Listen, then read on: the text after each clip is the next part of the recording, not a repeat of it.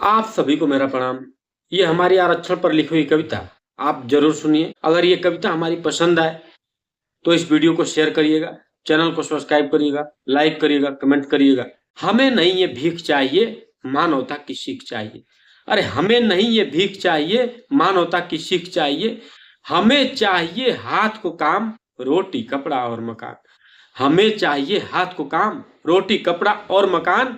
आरक्षण की भूख नहीं है, इससे कोई खुश नहीं है। आरक्षण की भूख नहीं है, इसमें कोई सुख नहीं है। आरक्षण है देश का काल, एक हमारे चमड़ी खाल, भारत माँ के हम सब लाल। आरक्षण है देश का काल, एक हमारे चमड़ी खाल, भारत माँ के हम सब लाल। हमें न समझो अपना धंधा, हम नहीं है चुनावी फंदा। अरे हमें न समझो अपना धंधा, हम नहीं है चुनावी फंदा। सब आरक्षण बंद करो, संसद को मत भंग करो। सब आरक्षण बंद कर दो। आर्थिक और शारीरिक आधार पर जो कमजोर है उनको ये आरक्षण दिया जाए। अगर सच्चे हिंदुस्तानी हैं, सच में आप हिंदुस्तान को बचाना चाहते हैं, भारत को विश्व गुरु परम वैभवशाली बनाना चाहते हैं, तो जो आर्थिक आधार पर कमजोर है, जो शारीरिक रूप से कमजोर है, बस उन्हीं को आरक्षण दिया जाए। सब आरक्षण बंद करो, संसद को मत भंग करो। सब मिलकर तुम एक हो जाओ, श्रेष्ठ भारत करके दिखलाओ। अरे सब मिलकर तुम एक हो जाओ, श्रेष्ठ भारत करके दिखलाओ। भूख से कोई दम ना तोड़े, देश से अपने मुंह ना मोड़े। बस भूख से कोई दम ना तोड़े, देश से अपने मुंह ना मोड़े। इतना भर दो तुम स्वाभिमान, ये है देश का अद्भुत काम, इससे होगा देश महान। अरे इतना भर दो तुम स्वाभिमान, ये है देश का अद्भुत काम, इससे होगा देश महान, न कि आरक्षण से होगा।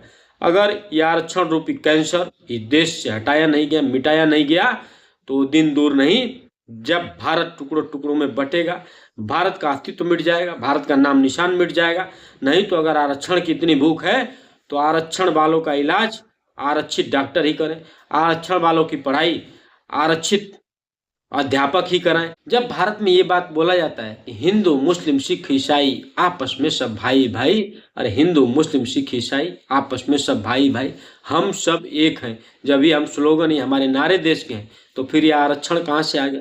फिर भेदभाव, जात पात, छुआछूत, ऊंच नीच का ये कहाँ से ढिढोरा पीटा जा रहा है? आखिर में इसको समाप्त करना है। लोग बोलते हैं जात पात, ऊंच नीच, भेदभाव खत्म किया जाए। सब आगे आइए ना, इसको शुरुआत आज से करिए, आज से एक बदलाव की तरफ बढ़िए। कब होगा ये? शुभ कार्यों के लिए हर दिन शुभ और अशुभ कार्यों के लिए हर दिन अशुभ होता है, इसलिए शुभता का कोई दिन नहीं होता है। शुभ कार्य जब से मन करे शुरू कर दीजिए, हम चैलेंज दे रहे हैं। आइए, जाति पात, धर्म, भेद भाव, संप्रदाय, ऊंच नीच सब भुला दीजिए।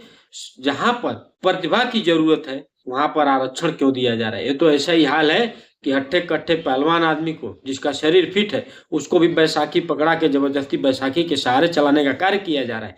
ये तो वही हाल है कि गधे को शेर का खाल पहनाया जा रहा है। नहीं तो सामान्य वर्ग में देख लीजिए कितने जातीय सामान्य में, और सामान्य और पिछड़ी में देख लीजिए बहुत कम ही अंतर है। आप देख लीजिए पहले सामान्य वर्ग के और पिछड़े वर्ग के आरक्षण में मुश्किल से 2-3% का अंतर होता है। ईडब्ल्यूएस मिला देंगे तो वो भी लगभग बराबर हो जाएगा। हम पूरे देश को एससी एसटी ने ही अपने पैरों के नीचे दबा रखा है क्या? आरक्षण की जरूरत क्या है? जहाँ प्रतिभा चाहिए, जहाँ पर हर बच्चे तैयारी करें, अगर सब इक्वल हो जाएंगे, सब बराबर हो जाएंगे, तो फिर उसमें सब मेहनत करेंगे, प्रतिभा के आधार पे आगे जाएंगे, तब ये देश विश्वगुरु होगा, तब ये देश विश्वगुरु होगा।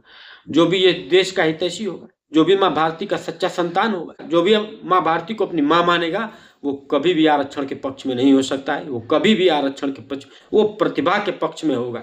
अगर प्रतिभा नहीं रहेगा तो इस देश का वही हाल होगा जो आज है, और देश ऐसे ही बर्बाद होता चला जाएगा, देश का नामो निशान अस्तित्व मिटता चला जाएगा।